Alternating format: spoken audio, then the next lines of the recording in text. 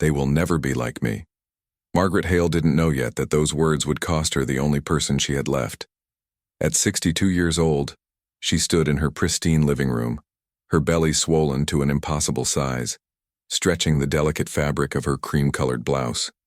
Her breathing was shallow, uneven, wrong. 8-year-old Lily sat motionless on the velvet couch, staring at nothing. She didn't cry anymore. Not because she was brave, but because she had learned that tears only made adults uncomfortable. Outside, neighbors whispered behind manicured hedges. Inside, silence ruled everything. Margaret Hale was admired throughout their Connecticut town, a self-made businesswoman, a pillar of strength who had built an empire from nothing. Awards lined her office walls. Magazine features praised her determination. But admiration doesn't keep secrets from eating you alive. 3 years earlier, Margaret had buried her greatest failure. Her daughter Sarah, 31 years old, had complained about exhaustion that wouldn't lift and pain that wouldn't fade. "You're just tired," doctors had said. "It's hormones," friends insisted. "You need to be stronger," her husband demanded. By the time anyone truly listened, Sarah was gone. Margaret took custody of Lily immediately. This was her chance to make things right, to prove she could be the caregiver she had failed to be. But she replaced presence with protection. She confused listening with controlling. She mistook structure for love. When the medical condition began 6 months ago, a rare abdominal growth doctor struggled to diagnose. Margaret made a decision that would fracture everything. She told Lily she was pregnant, with 4 babies. At first, the lie seemed protective. What child needed to know? About tumors and uncertain diagnoses? But Lily was already noticing things Margaret didn't realize she'd noticed. Medical bills hidden under magazines, phone calls that ended abruptly when she entered rooms, words floating through walls late at night, mass, risk, uncertain. Margaret. Scheduling appointments during school hours, returning home exhausted with eyes red from something other than joy. The pregnancy story didn't add up, but Lily said nothing. Because asking questions had never kept anyone safe. The announcement spread through town like poison. Church members stopped calling. Neighbors avoided eye contact during morning walks. Relatives held hushed conversations that ended whenever Margaret appeared. One Sunday afternoon, Margaret's sister-in-law suggested something that made Lily's heart stop. "Perhaps Lily should stay with us for a while," Victoria said, her voice dripping with false concern. "This situation is unusual. The child shouldn't be exposed to such stress." Margaret remained silent, sipping her tea. That silence told Lily everything she needed to know. At Jefferson Elementary School, things grew worse. Children whispered during recess. Teachers looked at her with uncomfortable pity. During lunch, Tommy Richardson asked loudly if her grandma was going to explode. Everyone laughed. Lily stopped eating in the cafeteria after that. She spent lunch periods hiding in the library between tall shelves where no one could find her. Where no one would ask questions she couldn't answer. But the worst part came 2 weeks later when Mrs. Patterson, her kind-eyed teacher who always noticed everything, pulled her aside after class. "Lily, is everything okay at home?" Lily looked up at the one adult who genuinely cared and made a decision. That would haunt her. "Everything's perfect," she lied, forcing a smile. "Grandma's just tired from the babies." Mrs. Patterson's eyes softened with relief. She believed her. Lily had just protected Margaret by lying, just like her mother probably had. The pattern was repeating. If this already feels uncomfortable, it's because you've seen this before. Subscribe. Some patterns repeat until someone breaks them. At home, the house remained immaculate. Floors polished to perfection, fresh flowers in crystal vases, everything in its designated place, everything except Lily's childhood. That had no place in Margaret Hale's perfect home. Night after night, Lily lay awake listening to Margaret's labored breathing through the walls. She wondered if this was how her mother had sounded before she disappeared. One evening, Margaret stood at her bedroom window watching Lily play alone in the backyard. The child pushed herself on the swing with no joy, just mechanical motion. Margaret felt something crack inside her chest, but she pushed it down. She had always been good at that, pushing things down until they disappeared, or until they exploded. The truth was coming, and when it arrived, it would destroy what little trust remained between them. But the truth wasn't the worst part. The worst part was what Lily would hear 3 nights later. A conversation never meant for her ears, words spoken in whispers that would teach her exactly how expendable children become when adults make mistakes. What did they say about her that made Margaret go silent for the rest of the night? And why did Lily start packing her bag the very next morning? 3 nights later, Lily learned that love has conditions. She wasn't supposed to be awake. It was past 10, and Margaret believed she was asleep upstairs. But Lily had been lying in bed for over an hour, listening to the murmur of adult voices drifting up from the living room.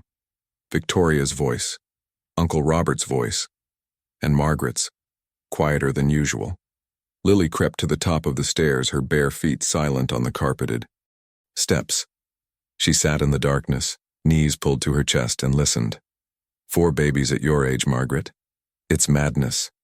Victoria's tone was sharp, cutting. And that child downstairs will bear the burden when this all falls apart. Silence. Then Uncle Robert's voice, careful and measured. We need to discuss contingencies. If something happens to you during whatever this is, Lily becomes our responsibility. That's not fair to us, Victoria added quickly. Lily's breath caught.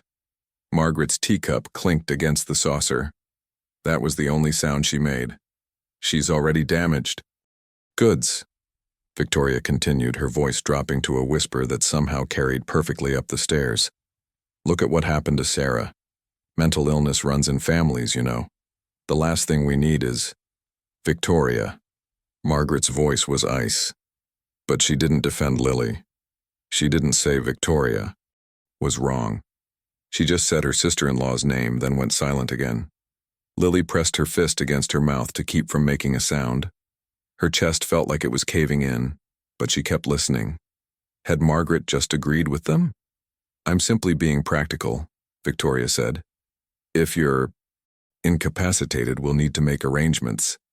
Perhaps a boarding situation would be best, just until... Until what? Margaret's voice was barely audible. Until she's old enough to be independent. Lily was 8 years old. Independent meant alone. Uncle Robert cleared his throat. Margaret, we're not trying to be cruel. We're trying to help you face reality. This pregnancy is none of your concern, Margaret finally said. But her voice lacked conviction. The conversation continued, but Lily stopped listening. She stood slowly, mechanically, and walked back to her room on legs that didn't feel connected to her body. She closed the door without a sound. Then she sat on the edge of her bed and stared at nothing. Damaged goods. Mental illness runs in families. A boarding situation. The words circled in her mind like vultures. If you've ever been the child nobody wanted to deal with, you already know what happens next. Subscribe. Because Lily's about to make a decision no 8-year-old should have to make. That night, Lily didn't sleep. Instead, she made a plan. She pulled her small purple backpack from the closet and began packing with the precision of someone twice her age. A sweater too big for her. 3 pairs of socks. Her mother's photograph, the only one Margaret hadn't put in storage. And her broken stuffed bear, the one her mother had given her when she was 4. She folded a piece of notebook paper and wrote in shaky pencil, "If Grandma doesn't wake up, I will take care of the babies. I won't complain. I won't be a burden. Please don't send me away." She read it 3 times, then tucked it into the front pocket of the backpack. At school the next day, Lily sat through classes like a ghost. Mrs. Patterson tried to catch her eye during reading time, but Lily kept her gaze down. During recess, she didn't play. She sat on the bench near the fence and watched other children laugh and chase each other. She tried to remember what that felt like. Tommy Richardson ran past her, then stopped. "Hey, Hale, did your grandma pop yet?" His friends laughed. Lily looked up at him with eyes so empty it made him take a step back. "Not yet," she said quietly. "But when she does, I'll be the one cleaning it up." Not you. Tommy's smile faltered. He didn't have a comeback for that. Lily went back to staring at nothing. That evening, Margaret was in the kitchen, preparing dinner when Lily came downstairs with her backpack. Going somewhere? Margaret asked without turning around. Just organizing, Lily lied. Margaret nodded, stirring something on the stove. They ate dinner in silence. Margaret asked about school. Lily said it was fine. Margaret mentioned a doctor's appointment tomorrow. Lily nodded. Normal conversation. Perfectly hollow. After dinner, Lily went upstairs and hid the backpack under her bed. She changed into her pajamas, brushed her teeth, and climbed into bed. At 9:30, she heard Margaret's bedroom door close. At 10:15, she heard Margaret's labored breathing through the wall. At 11:07, Lily got out of bed and retrieved the backpack. She sat on the floor with it in her lap, running her fingers over the straps. Not tonight, she told herself, but soon, because Lily had learned something crucial from that. Overheard conversation. Adults don't fight for children who make their lives complicated. And Margaret's silence had been the loudest answer of all. What Lily didn't know was that Margaret was awake too, sitting on the edge of her own bed, staring at her hands. She had heard Lily's footsteps. She had heard the closet door. She had heard everything. But she didn't go check on her. Because Margaret Hale had spent her entire life believing that strength meant handling things alone. She didn't realize yet that sometimes strength means asking for help before it's too late. And it was already too late. Why didn't Margaret defend Lily when Victoria called her damaged goods? What will happen when the backpack is discovered? And what did Margaret's doctor say during that appointment she hasn't told anyone about yet? Margaret found the backpack at 2:17 in the morning. She hadn't been looking for it. She'd been looking for answers to questions she was too afraid to ask out loud. The doctor's appointment had gone worse than expected. Dr. Harrison had used words like immediate surgery and complications, and you need to tell your family the truth. Margaret had nodded, thanked him, and driven home in complete silence. Now she stood in Lily's doorway watching the child sleep. Or pretend to sleep. Margaret couldn't tell anymore. The moonlight coming through the window illuminated Lily's face, peaceful, innocent, unaware that the adults in her life were planning her future. Like she was a problem to be solved rather than a person to be loved. Margaret took a step into the room. That's when she saw it. The purple backpack, partially hidden under the bed. One strap visible in the moonlight. Something about it felt wrong. Margaret moved quietly across the room and knelt down, her swollen belly making the movement difficult. She pulled the backpack out slowly, careful not to wake Lily. It was packed. Her heart stopped. Clothes, socks, a photograph, the old stuffed bear with the missing eye, and in the front pocket, a folded piece of paper. Margaret's hands trembled as she unfolded it. If Grandma doesn't wake up, I will take care of the babies. I won't complain. I won't be a burden. Please don't send me away. The words were written in shaky pencil, some letters backwards, some crossed out and rewritten. An 8-year-old's handwriting, an adult's desperation. Margaret read it 3 times before the full weight of it crushed her. Lily thought she was going to die. Lily thought she'd be sent away. Lily thought she had to earn the right to stay. The paper slipped from Margaret's fingers. What had she done?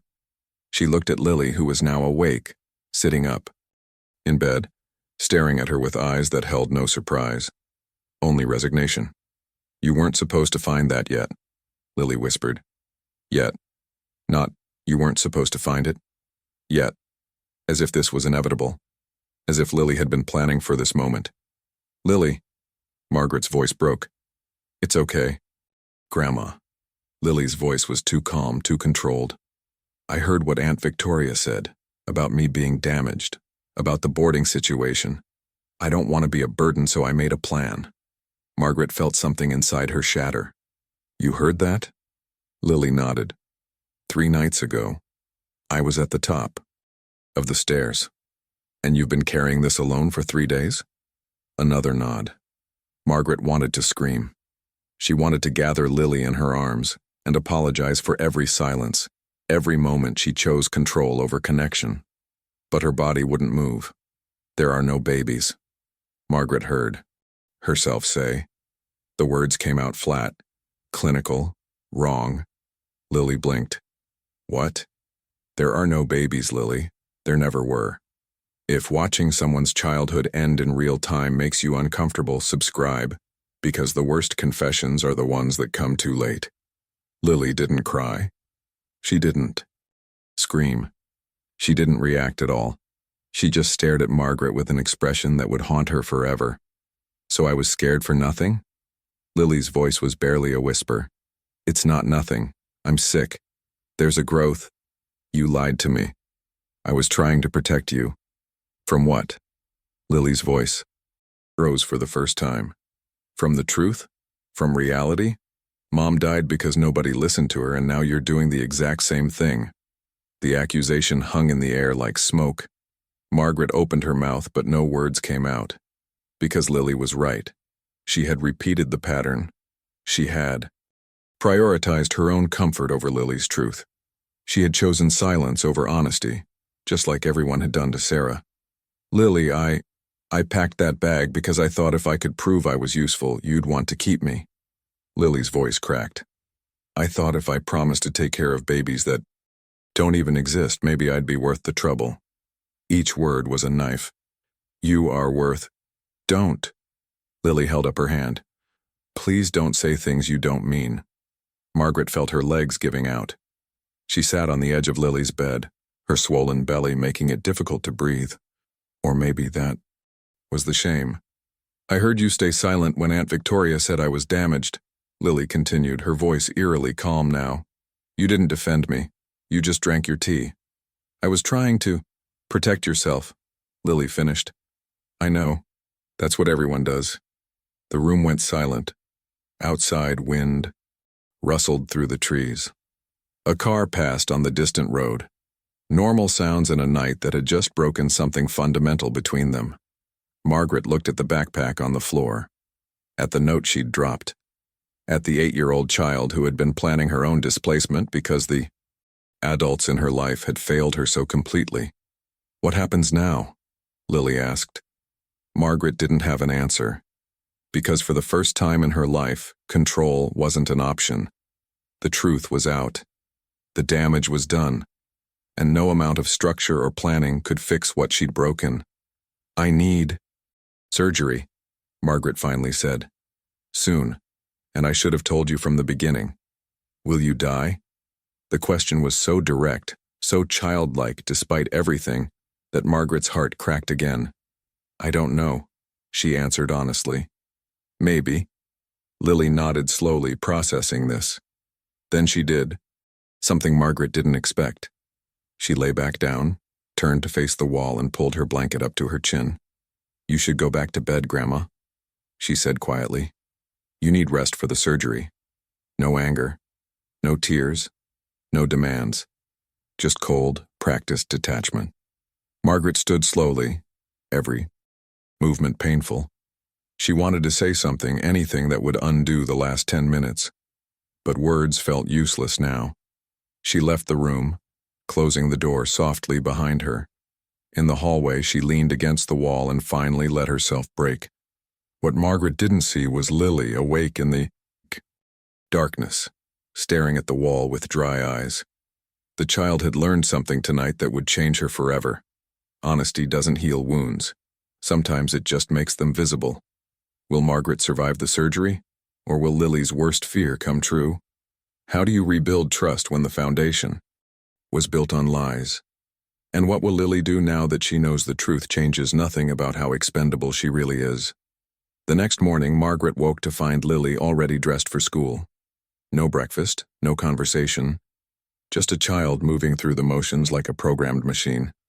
"Lily, we need to talk about..." "I'll miss the bus," Lily said without looking at her. The door closed softly. Not a slam, not defiance, just efficient distance. Margaret stood alone in the kitchen, staring at the uneaten cereal she'd poured, and realized that silence could be louder than any scream. At school, Mrs. Patterson noticed immediately. Lily had always been quiet, but this was different. This was absence. The child sat at her desk like a placeholder, present but not really there. During math, Mrs. Patterson called on her 3 times before Lily registered the sound of her own name. "Lily, can you solve the problem on the board?" Lily looked up with empty eyes. "I don't know the answer." She hadn't even looked at the problem. Mrs. Patterson's concern deepened, but when she tried to speak to Lily after class, the child simply said, "I'm fine," and walked away. That word again. Fine. The universal code for don't ask me anything real. At lunch, Lily didn't go to the library. She didn't hide. She sat in the cafeteria at an empty table and stared at her sandwich without eating it. Tommy Richardson walked past, saw her, and for once didn't say anything cruel, because even bullies recognize when someone has already been broken. Meanwhile, Margaret sat in Dr. Harrison's office, listening to words that felt like they were coming from underwater. "We're scheduling the surgery for next Friday," he said. "The mass has grown. We can't wait any longer." "And the risks?" Dr. Harrison's pause said everything. "Margaret, at your age with a growth this size, we're looking at significant complications. Recovery will be difficult. You'll need help." Help. Margaret thought about Lily's backpack, about Victoria's suggestions, about the family that saw her granddaughter as a burden. "I understand," she said. But she didn't. She didn't understand how she'd gotten here. 62 years old, facing surgery alone, with an 8-year-old who no longer trusted her. "Do you have someone who can stay with Lily during the procedure? And during recovery?" Margaret nodded. Automatically, another lie. Because calling Victoria would mean admitting defeat. It would mean confirming every cruel thing they'd said about Lily being too much trouble. She'd figure something out. She always did. That evening, Margaret tried again. "Lily, I spoke to the doctor today. The surgery is scheduled for next Friday." Lily looked up from her homework. "Okay. You'll need to stay with someone while I'm in the hospital." "Aunt Victoria?" The name came out flat. Clinical. Margaret's chest tightened. "Would you be comfortable with that?" Lily's expression didn't change. "Does it matter?" "Of course it matters. Your feelings—" "My feelings don't change anything, Grandma." Lily's voice was quiet but sharp. "You're having surgery. I need somewhere to go. Aunt Victoria is the logical choice." Logical. An 8-year-old using the word logical. Margaret felt the distance between them grow wider. "I'm sorry," Margaret said. "For lying. For everything." Lily returned to her homework. "I know." But forgiveness wasn't in her voice. Just acknowledgement. If you've ever apologized to someone who's already stopped expecting better from you, subscribe. Because some damage can't be fixed with words. 3 days passed in careful choreography. Margaret and Lily moved around each other like dancers who'd forgotten the steps. Polite, distant, safe. Victoria came by on Wednesday to discuss arrangements. She sat in the living room, looking at Lily with thinly veiled discomfort. "You'll stay in the guest room," Victoria said to Lily. "Uncle Robert and I have rules. Bedtime at 8. No television on school nights. You'll help with chores." Lily nodded. "And you'll need to be on your best behavior. We're doing your grandmother a favor." Margaret should have said something. Should have defended Lily. Should have told Victoria that housing your niece isn't a favor, it's family. But she stayed silent. Again. Lily saw it. That silence. That familiar pattern. Something in her eyes went colder. After Victoria left, Lily went upstairs without a word. Margaret sat alone, hating herself. On Thursday night, the night before surgery, Margaret tried one more time. She knocked on Lily's door. "Come in." Lily was packing a different bag now. Clothes for her stay at Victoria's. Organized. Methodical. No emotion. "Lily, I know you're angry." "I'm not angry, Grandma." "Then what are you?" Lily stopped packing and looked at Margaret directly. "I'm learning," she said simply. "Learning what?" "That people who love you can still hurt you. That honesty doesn't mean safety. that I need to protect myself because no one else will. Each word was a precise cut. Margaret sat on the edge of the bed. That's not what I wanted to teach you. I know, but that's what I learned anyway. The truth hung between them. What if I don't wake up? Margaret asked suddenly. Lily's face didn't change. Then Aunt Victoria will probably send me to boarding school like she suggested, and I'll be fine. I'm always fine. The word sounded like a curse now. Margaret reached for Lily's hand, but the child pulled away gently. Not cruelly. Just away. I need to finish packing, Lily said. Margaret stood slowly and walked to the door. She turned back once. Lily was folding a shirt with mechanical precision, her face completely blank. This was what Margaret had created.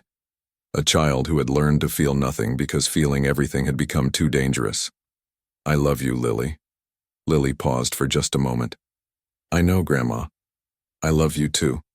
The words were true and completely, and empty. Margaret closed the door and walked to her own room. Tomorrow she'd go under anesthesia. Tomorrow she might not wake up. Tomorrow Lily would go to Victoria's house and learn to survive without her. And if Margaret did wake up, what would be waiting for her? A child who had already learned to live without needing her? Will Margaret survive the surgery she's kept secret for too long? What will happen to Lily in Victoria's house while Margaret is unconscious? And has the damage between them already become permanent? Or is there still one moment left that could change everything? Friday. Morning arrived with cruel indifference. Margaret woke at 5, her body heavy with dread. She dressed slowly, each movement deliberate, as if memorizing the act of being alive. Downstairs, Lily sat at the kitchen table, already packed, already ready. You didn't have to wake up this early, Margaret said. I couldn't sleep. The first honest thing Lily had said in days. They sat together in silence, not eating, not speaking, just existing in the same space one last time before everything changed. At 6, Victoria's car pulled into the driveway.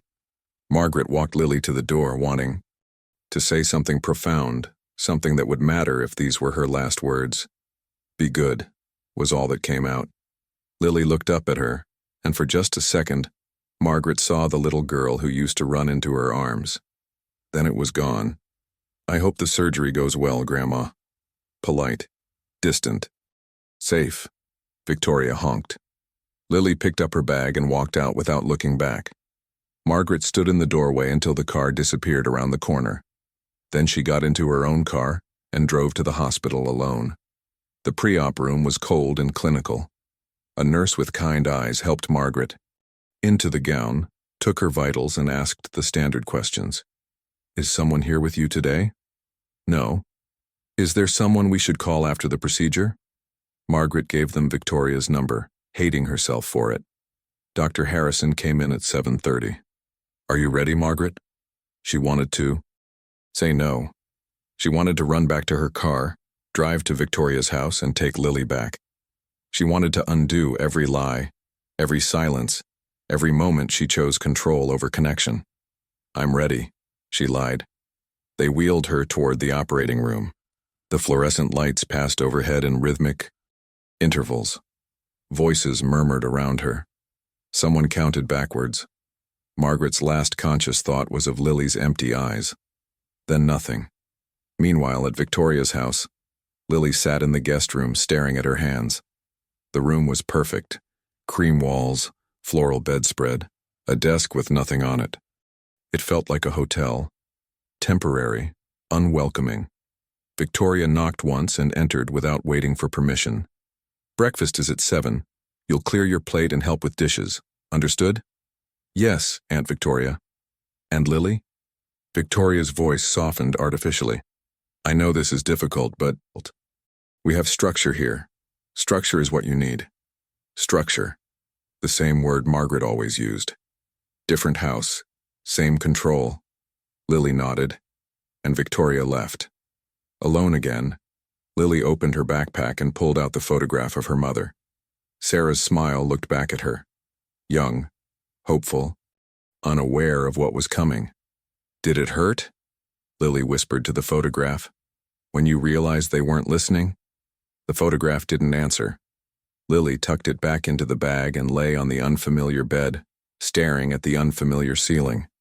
At the hospital, Margaret's surgery stretched into its third hour. Dr. Harrison's hands moved with precision, but his face betrayed concern. The mass was larger than the scans had shown, more complicated, more dangerous. "We need more time," he said to his team, blood pressure dropping, heart rate unstable, numbers on machines that determined whether Margaret Hale would wake up to face what she'd broken, or never face anything again.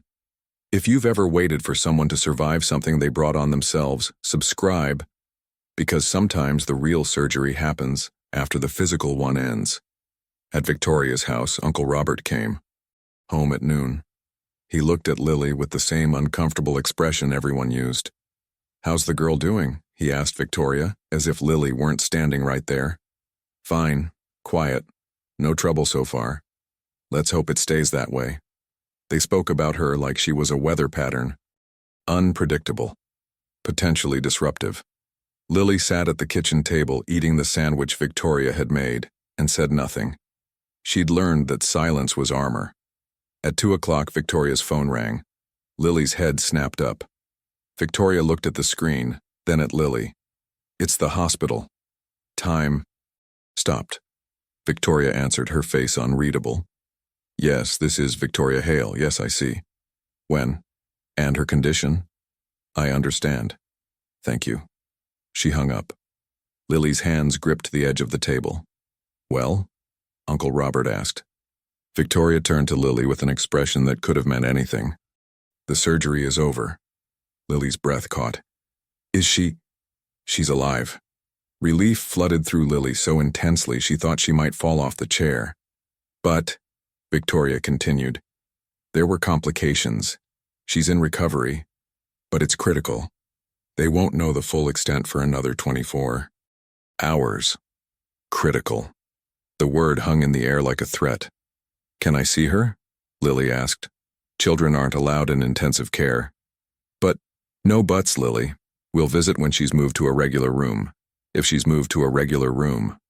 If." That night, Lily lay in the guest room, unable to sleep. She thought about Margaret, alone in a hospital bed, connected to machines, hovering between life and something else. She thought about their last conversation, about the distance, about all the things left unsaid. She thought about the backpack under Margaret's bed, and the note that had started this collapse.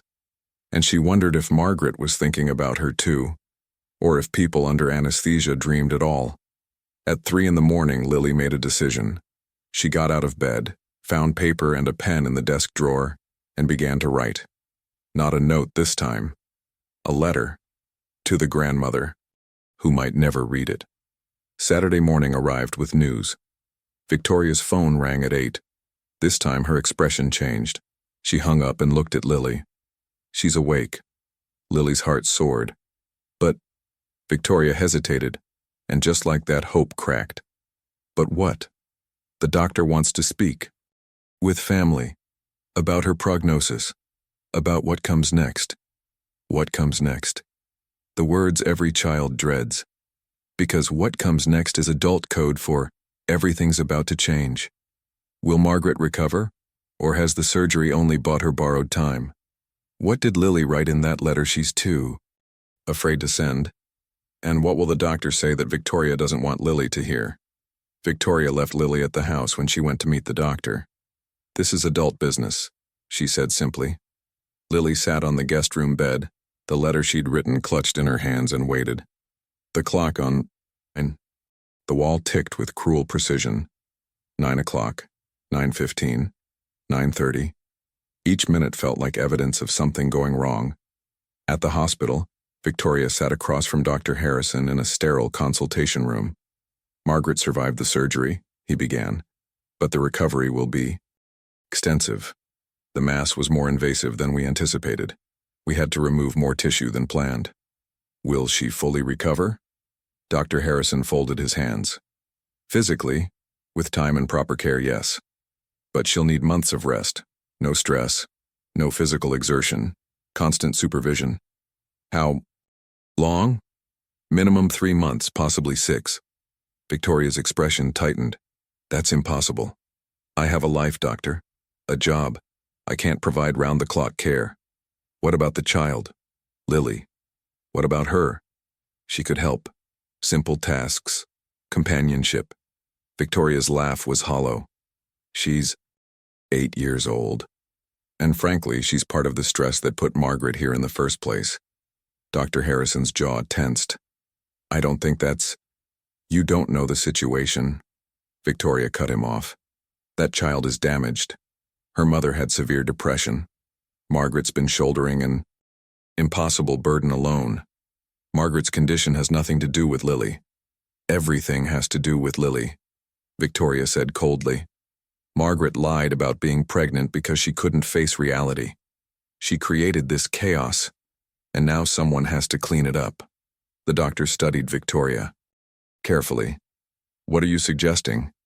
I'm suggesting that Margaret needs professional care, and Lily needs stability, real stability, not whatever circus Margaret's been running. You want to separate them. It wasn't a question. Victoria didn't flinch. I want what's best for everyone involved. Back at the house, Lily heard the front door open. She ran downstairs, the letter still in her hand. Victoria stood in the entryway, removing her coat with mechanical precision. How is she? Lily asked immediately. Alive. Stable. Relief washed over Lily. Can I see her? Not yet. She needs rest. When? Victoria hung her coat. We'll see. We'll see. Adult code for probably never. Aunt Victoria, please. I need to see her. I need to tell her. Tell her what, Lily? Victoria's voice was sharp. That you're sorry? That you love her? Words won't change her medical condition. Lily stepped back as if slapped. Your grandmother is going to need extensive care, Victoria continued. Months of recovery. She can't provide for you during that time. The floor beneath Lily's feet felt unstable. What does that mean? Victoria sat on the couch, gesturing for Lily to sit across from her. Lily didn't move. It means we need to make difficult decisions. Adult decisions. I can take care of her, Lily said quickly. I can help. I can cook simple meals. You're 8 years old. I'm responsible. Lily. Victoria's tone ended the argument. This isn't negotiable. Your grandmother lied to you, lied to everyone, and put herself in a position where she can no longer care for you properly. That's not true. It is true. And now adults need to fix what she broke. The words echoed what Victoria had said 3 nights ago. The conversation Lily had overheard. This was always the plan. If you've ever watched someone use a crisis to get what they always wanted, subscribe, because some people see disasters as opportunities. There's a school, Victoria said. Lakewood Academy. It's a boarding school 2 hours north. Excellent reputation, structure, discipline, everything you need. Boarding school. The words from that night. You're sending me away.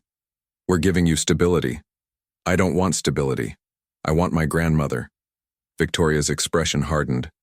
What you want is irrelevant, Lily. You're a child. Children don't make these decisions. Does Grandma know? Silence. Does she know you're sending me away? She will. When she's strong enough to understand it's for the best. Lily's hands shook. The letter crumpled in her grip. I won't go. Victoria stood. You don't have a choice. Yes, I do. I'll tell the doctors. I'll tell them I want to stay with Grandma. You'll what? Victoria's voice turned cold. Make her recovery harder? Stress her out? Put her back in the hospital? The guilt hit exactly as intended. Lily's protest died in her throat. That's what I thought, Victoria said. Now the school has an opening next week. We'll get your paperwork sorted and you'll start fresh. New environment, new people, a chance to be normal.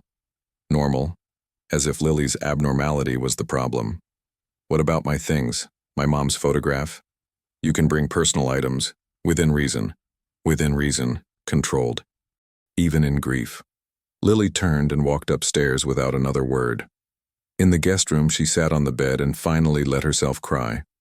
Not because she was going to boarding school, but because Margaret would wake up, ask for her, and find her gone. And Victoria would tell her it was for the best. And Margaret, weak and guilty, might actually believe it. Lily looked at the letter in her hands. The words she'd written at 3 a.m. Words about forgiveness, about understanding, about wanting to start over. Words that didn't matter anymore. She tore the letter into small pieces and let them fall like snow around her feet. Some conversations happened too late, and some never happen at all. At the hospital, Margaret drifted in and out of consciousness. During a lucid moment, she asked the nurse a question. "My granddaughter, Lily, is she here?" The nurse checked the visitor log. "No family has visited yet, Mrs. Hale, but I'm sure they will soon." Margaret closed her eyes. She'd survived the surgery, but something told her she'd already lost what mattered most. On Monday morning, Victoria drove Lily to Lakewood Academy, 2 hours north, 2 hours away from the only person Lily had left. The building was imposing. Stone walls, iron gates, uniformed students moving in organized lines. Victoria walked Lily to the admissions office, signed papers, and turned to leave. "Wait," Lily said. Victoria paused. "Tell her," Lily's voice cracked. "Tell Grandma I'm sorry for everything." Victoria's expression softened for just a moment. Then it was gone. "I'll tell her you're where you need to be." She left. Lily stood alone in a hallway full of strangers, holding a suitcase that contained everything she had left. No photograph. Victoria had said it wasn't appropriate. No stuffed bear. Too childish. Just clothes, books, emptiness.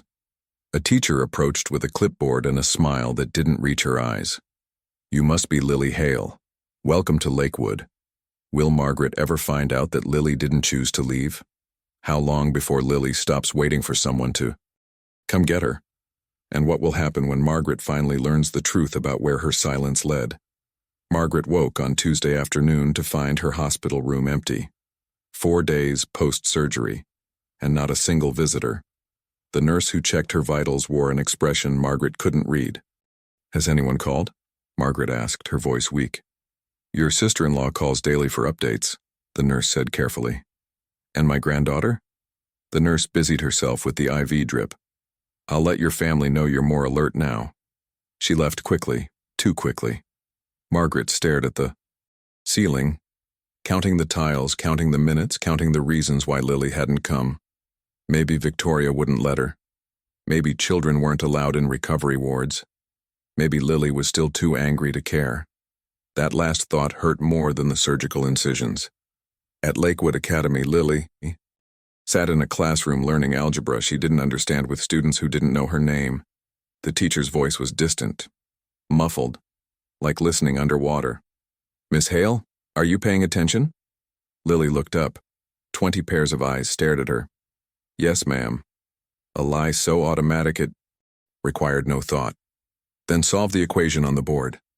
Lily stood, walked to the front, picked up the chalk, and stared at numbers that might as well have been hieroglyphics. She wrote random numbers. Wrong, obviously. "Sit down, Miss Hale. See me after class." Lily returned to her desk, feeling nothing. At lunch, she sat alone at the end of a long table. Other girls whispered. She caught fragments. Grandmother scandal. Pregnant at 60. No wonder they sent her here. Lily ate her sandwich mechanically, tasting nothing. In the afternoon, she met with Ms. Whitmore, the school counselor, in an office that smelled like lavender and false concern. "How are you adjusting, Lily?" "Fine." That word again. "I understand you've been through significant trauma. Your mother's death. Your grandmother's illness." Lily said nothing. "It's okay to feel confused. Angry. Lost. I don't feel anything." Ms. Whitmore wrote something in her notes. "That's a common defense mechanism. Or maybe there's nothing left to feel." The counselor's pen paused. "You're very articulate for your age. My grandmother taught me to use my words." Lily's voice was flat. "She just forgot to teach me that words don't matter when nobody's listening." Ms. Whitmore shifted uncomfortably. "Your aunt mentioned you might be resistant to help. My aunt wants me to disappear. She's getting what she wants." Why would I resist? That's not— Can I go now? I have homework. Ms. Whitmore sighed. Yes, but Lily, we're here if you need us. Another lie adults tell children. Lily left without responding. Wednesday afternoon, Victoria finally visited Margaret. She arrived with flowers and a smile that didn't reach her eyes. You're looking better, Victoria said, arranging the bouquet on the windowsill. Where's Lily? Margaret asked immediately. Victoria's hands stilled. She's fine. Settled. Settled where? At school. What school? She goes to Jefferson Elementary. Victoria turned slowly. Not anymore. Margaret's heart rate monitor beeped faster. What did you do? What you couldn't. I made the hard choice. Victoria sat in the visitor's chair. Lily is at Lakewood Academy, a boarding school. She started Monday. The room tilted. You sent her away? I gave her stability. You had no right. You were unconscious, Margaret. Someone had to make decisions. And frankly, you weren't making good ones even when you were conscious. Margaret tried to sit up, but pain shot through her abdomen. She's 8 years old. She just lost her mother. She needs family, not strangers. She needs structure. She needs to not be burdened with your recovery. I did what was best. Best for who? Victoria's mask slipped. For everyone. You can't care for her right now. I won't sacrifice my life to clean up your mess. This was the only solution. If you've ever watched someone justify cruelty as kindness, subscribe. Because Margaret is about to realize how much her silence cost. Does Lily know this was your decision? Margaret asked quietly. She knows she's where she needs to be. That's not what I asked. Victoria stood. What you ask is irrelevant now. It's done. Lily will thank us eventually. Us? Margaret's voice rose despite the pain. There is no us. This was you. You created this situation. I just— Get out. Victoria blinked. Excuse me? Get out of my room, now. Margaret, you're being irrational. I'm being clear for the first time in months. You took my granddaughter and sent her away because she was inconvenient. You used my illness as an excuse to do what you always wanted. Now get out before I call security. Victoria's face hardened. Fine. But you'll realize I'm right. You can't care for that child. You couldn't even take care of yourself. She left, her heels clicking sharply against the floor. Margaret lay back, tears streaming down her face. She'd survived surgery only to discover she'd lost everything that mattered. That evening, a nurse found Margaret trying to get out of bed. Mrs. Hale, you can't— I need to see my granddaughter. You're not cleared for discharge. You could rupture— I don't care. I need to get Lily. The nurse pressed the call button. Dr. Harrison to room 347, patient in distress. Within minutes, they sedated Margaret. Her last conscious thought was Lily's name.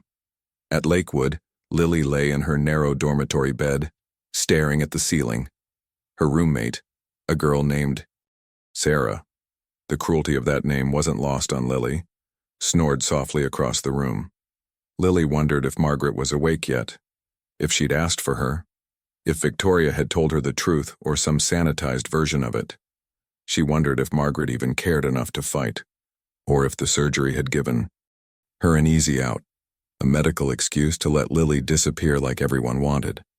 Thursday morning, Margaret convinced Dr. Harrison to let her make a phone call. She dialed Lakewood Academy with shaking hands. I need to speak with Lily Hale. She's a student there. I'm sorry, students aren't allowed. Students aren't. Phone calls during school hours you can schedule. I'm her grandmother. I'm in the hospital. I need to speak with her now. The receptionist's voice softened. I understand, but policy— Please. Margaret's voice broke. Please. Just tell her I called. Tell her I'm sorry. Tell her I'm coming to get her as soon as I can. A long pause. I'll make a note in her file. Will you tell her? I'll make a note. The line went dead. Margaret closed her eyes. Making a note wasn't the same as delivering a message, and delivering a message wasn't the same as keeping a promise. But it was all she had. Will Margaret recover in time to bring Lily home? Has Lily already decided that home doesn't exist anymore? And what happens when they finally face each other after everything that's been broken between them? 3 weeks passed in parallel isolation. Margaret progressed through physical therapy with mechanical determination. Each step hurt. Each breath reminded her of what she'd lost. The nurses said she was recovering remarkably well. She felt like she was dying. At Lakewood, Lily had stopped counting days. Monday looked like Tuesday looked like Wednesday. Uniform, classes, silence, sleep. She'd become what the school wanted. Compliant, quiet, invisible, perfect. Ms. Whitmore noted in her file, student adjusting well, no behavioral concerns. What she didn't note, Lily had stopped eating breakfast. She completed assignments with robotic precision, but couldn't recall a single thing she'd learned. She woke up every night at exactly 2:17, the time Margaret had found her backpack, and stared at the ceiling until dawn. Adjustment looked a lot like slow disappearance. On a Thursday afternoon, a girl named Emma sat next to Lily at lunch. "You're the one with the pregnant grandma, right?" Lily didn't look up from her uneaten food. She wasn't really pregnant. "Oh." Emma processed this. "That's weird." "Yeah. Is that why you're here?" "Probably." Emma waited for more, but Lily offered nothing else. After a moment, Emma left. Lily sat alone again, exactly as she preferred. Because alone meant safe, and safe meant not having to explain things she didn't understand herself. Meanwhile, Margaret sat in Dr. Harrison's office for her 3-week follow-up.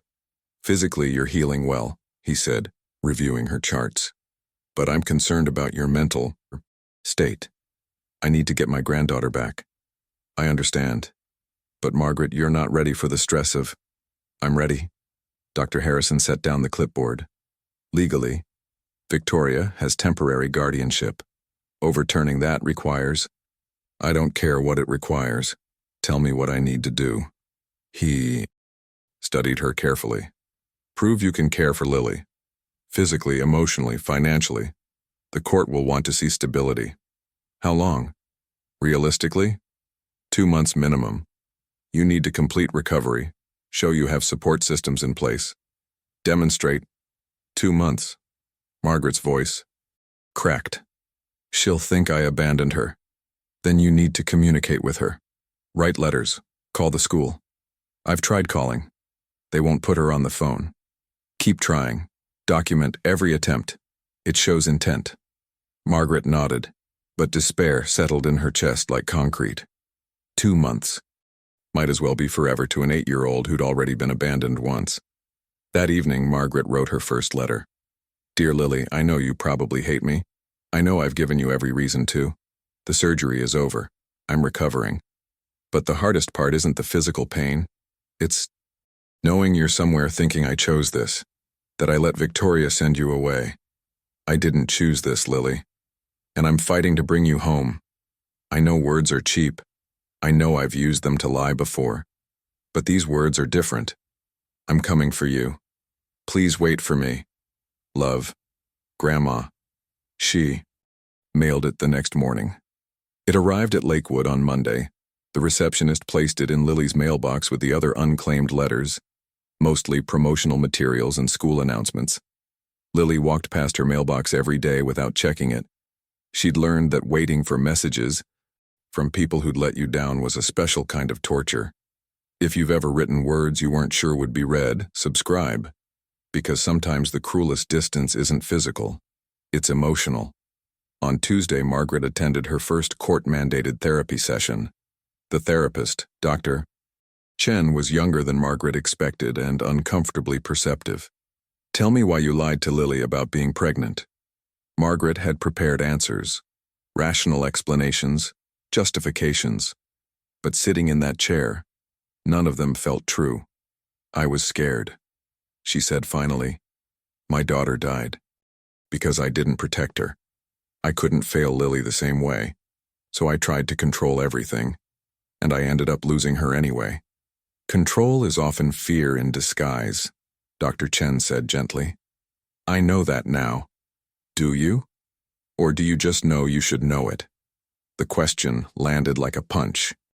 Margaret sat in silence. What are you most afraid of? Dr. Chen asked. That Lily will never forgive me. And if she doesn't? Margaret's hands trembled. Then I'll have failed 2 generations. And there won't be a third chance. Dr. Chen wrote something in her notes.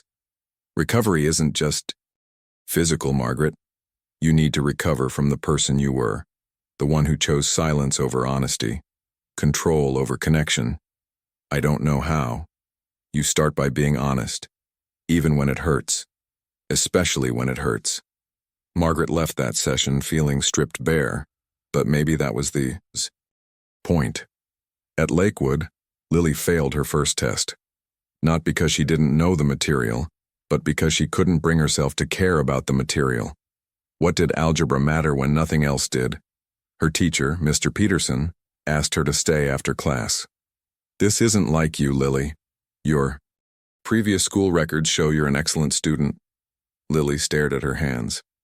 Maybe I was a different person then. You're the same person. No. Lily looked up. That person had a grandmother. That person had hope. I don't know what I have now. Mr. Peterson's expression softened. You have potential. You have...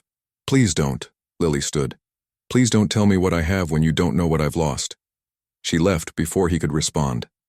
That night, Emma knocked on Lily's door during free period. There's mail for you, in your box. I saw it when I got mine. Lily's heart jumped. Then she controlled it. Probably just school stuff. It looked like a letter, handwritten. I'll get it later. But Emma didn't leave. Are you waiting for someone to write you? The question was too direct, too real. No. My parents don't write me either, Emma said quietly.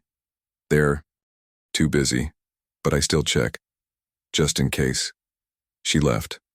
Lily sat alone with the knowledge that there was a letter downstairs, maybe from Margaret, maybe an apology, maybe an explanation, or maybe just another lie dressed in better words. She didn't go downstairs that night, or the next morning, or the next evening. The letter sat unclaimed, because Lily had decided something important. Reading it would mean hoping, and hope had become too expensive. 3 days later, Margaret wrote a second letter, shorter this time. Lily, I don't know if you're reading these, but I'm going to keep writing, because silence is what broke us, and silence won't be what keeps us broken. I'm sorry. I'm fighting. I'm not giving up. Grandma. The second letter joined the first in Lily's unchecked mailbox. Will Lily ever read the letters that might save them both? Can Margaret rebuild herself in time to bring Lily home? And what happens when the person you're trying to save has already learned to survive without you? 6 weeks after surgery, Margaret stood outside Lakewood Academy. She'd been medically cleared 3 days earlier. She'd hired a lawyer 2 weeks before that. She'd fought Victoria in court, and won temporary custody back. The legal documents in her hands felt like weapons and shields at once. But none of it mattered if Lily refused to come home. The headmistress, Mrs. Caldwell, met her in the administration office. Mrs. Hale, we've been expecting you. Where is she? In class, but before we retrieve her, we should discuss Lily's adjustment. Margaret's stomach dropped. What about it? Mrs. Caldwell opened a file. She's compliant, quiet, academically functional but emotionally withdrawn. She doesn't check her mail, doesn't make friends, doesn't ask about family. She had mail. 7 letters, unclaimed. 7 letters Margaret had written, 7 attempts Lily had ignored. Can I see her now? Mrs. Caldwell hesitated. Mrs. Hale, I need you to understand. This child has built walls. Removing her from Lakewood might feel like another abandonment to her. She's found safety and routine here. Safety? Margaret's voice hardened. Or surrender. The headmistress had no answer for that. They walked to classroom 3B. Through the window, Margaret saw her. Lily sat in the 3rd row, staring at a textbook with empty eyes. She looked smaller than Margaret remembered. Thinner, older somehow. Mrs. Caldwell knocked and entered. Miss Hale? Please gather your things. Someone's here for you. Lily looked up, saw Margaret through the doorway, and went completely still. No joy, no anger, no reaction at all. She packed her notebook with mechanical precision and walked to the door. "Hi, Grandma." 2 words. Flat. Emotionless. Margaret's heart shattered. "Hi, sweetheart, I came to bring you home." "Okay." That was all. They walked to Lily's dormitory in silence. Margaret tried conversation. "How have your classes been?" "Fine."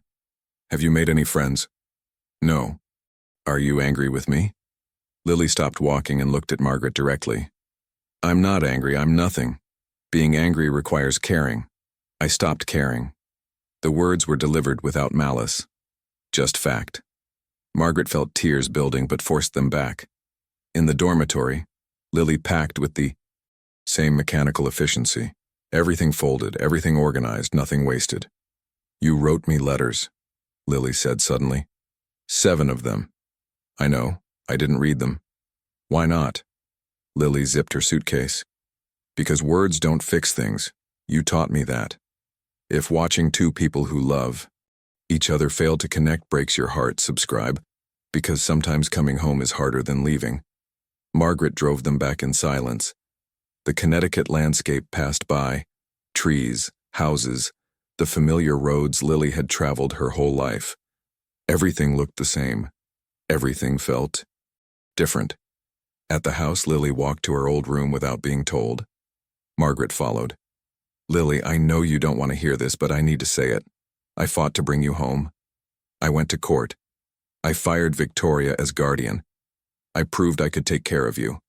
Lily set her suitcase on the bed. "You proved it to a judge. Not to me. Then what do I need to prove to you?" Lily turned slowly. "That you won't do it again. That the next time things get hard, you won't lie. You won't disappear. You won't let someone else decide I'm too much trouble." "I won't. You don't know that. People don't change, Grandma. They just get better at hiding who they really are." Margaret sat on the edge of the bed, the weight of everything crushing her. "You're right. I can't promise I won't make mistakes, but I can promise I won't lie to protect myself anymore. I can promise honesty even when it's ugly." Lily unpacked silently. "There's something else," Margaret said. "I've been seeing a therapist, Dr. Chen, and I want you to see someone too. Not because you're broken, but because what happened to us was traumatic. And trauma doesn't heal in silence. I don't want to talk to strangers." Neither did I, but I had to, because I realized I didn't know how to talk about real things. I only knew how to control things.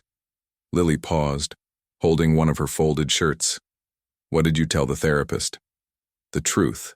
That I failed your mother, that I failed you, that I confused protection with control, that my silence cost you your childhood."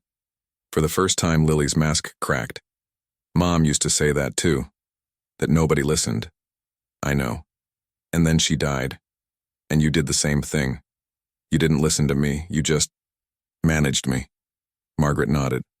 "I did, and I'm sorry. That apology won't erase what happened. But it's true." Lily sat on the bed, still holding the shirt. "I heard you, the night of the surgery, when you were trying to get out of bed to come get me." Margaret's breath caught. "How?" "The nurse told Ms. Whitmore. Ms. Whitmore told me. She thought it would make me feel better." "Did it?" "No, it made me angry, because if you wanted me that badly, why did you let Victoria take me in the first place?" The question had no good answer.